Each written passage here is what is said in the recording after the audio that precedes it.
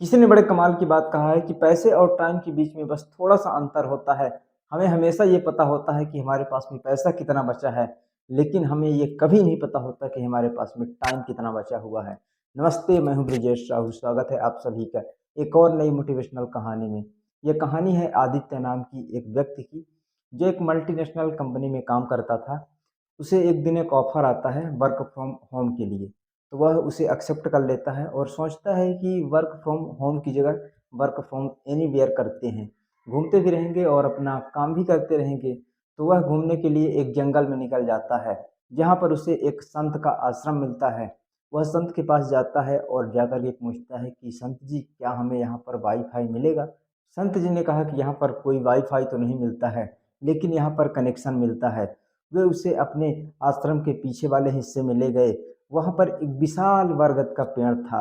उन्होंने कहा कि यही पेड़ तुम्हें वाईफ़ाई देगा। उस व्यक्ति ने कहा कि आप क्या बात करते हैं? ये पेड़ वाईफ़ाई देगा?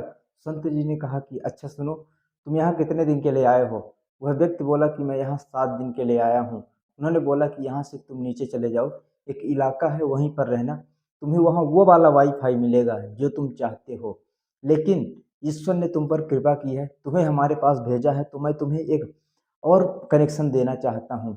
उन्होंने कहा कि तुम मेरे पास डेली 1 घंटे टाइम निकाल कर के आना, अपना काम करते रहना, लेकिन डेली 1 घंटे टाइम निकाल कर के मेरे पास आना। उस व्यक्ति ने कहा कि चलिए ठीक है, मैं आपकी बात मान लेता हूँ, मैं डेली यहाँ पर बैठने के लिए आया करूँगा। वह व्यक्ति उस इलाके में चला गया और उसे वाईफ़ाई मिलने लगा। वह व्यक्ति जब पहले दिन आया तो वहाँ पर पत्ते गिनता था, पेड़ की डालियाँ गिनता था, क्योंकि उसे कोई भी अब सामान अपने साथ लाने के लिए नहीं कहा गया था, तो उसके पास कोई सामान नहीं था, तो वह यही एक्टिविटी कर रहा था। फिर संत से बोला कि मैं जा रहा हूँ, 1 घंटे हो गया, वह चला गया।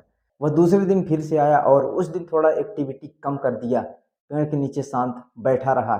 उसने बोला कि संत जी से बोला कि क्या मैं अपने साथ बुक ला सकता हूँ? संत जी ने बोला कि नहीं, कुछ भी नहीं लाना है। बुक्स में वैसे भी बहुत थॉट्स होते हैं और तुम्हारे दिमाग में भी थॉट्स भरे हुए हैं, इसलिए कुछ भी नहीं लाना, बस तुम आना। जब तीसरे दिन वह आया तो फिर से शांत बैठा हुआ था। उस दिन वह मेडिटेशन करने लगा और उस दिन भी चला गया 1 घंटे टाइम व्यतीत करके। चौथे दिन आया तो उसका मन और लगने लगा, वह वहीं पर आकर के बैठा। उस दिन 1 घंटे 20 मिनट तक बैठा रहा। 5वें दिन आया, उस दिन भी उससे और वहाँ पर उसका मन लगने लगा। वह अपना काम करता, लेकिन डेली आता-जाता उसका लगाव यहाँ और बढ़ता जाता, क्योंकि जब वह यहाँ पर आता था तो उसे एक अलग से शांति मिलती थी, अलग सा कनेक्शन मिलता था। वह छठे दिन आया, उस दिन भी और अधिक बैठा और उस दिन भी चला गया। उसने उस दिन संत से कहा कि ये वाक़ई में दुनिया का सबसे स्ट्रॉन्ग कनेक्शन है। 7वें दिन जब वह जाने लगा तो उसने कहा कि मैं इमोशनल हो रहा हूँ, क्योंकि मैंने इससे अधिक शांति कहीं नहीं देखा। मैं सोच रहा था कि फ़ोन के नोटिफ़िकेशन में शांति होती है, हम जो रील्स डालते हैं उसमें लाइक्स आते हैं, उसमें शांति होती है, लेकिन असली शांति तो शांत बैठने में है। अपने अंदर असली शांति है। हम जब बैठते हैं और अपने आप को एनालाइज़ करते हैं, अपने आप के बारे में सोचते हैं बैठ कर के, वहाँ पर असली शांति है। ये छोटी-सी कहानी जो सीख देती है कि शांति कहीं बाहर नहीं, शांति आपके अंदर है। अपने लिए टाइम निकालो।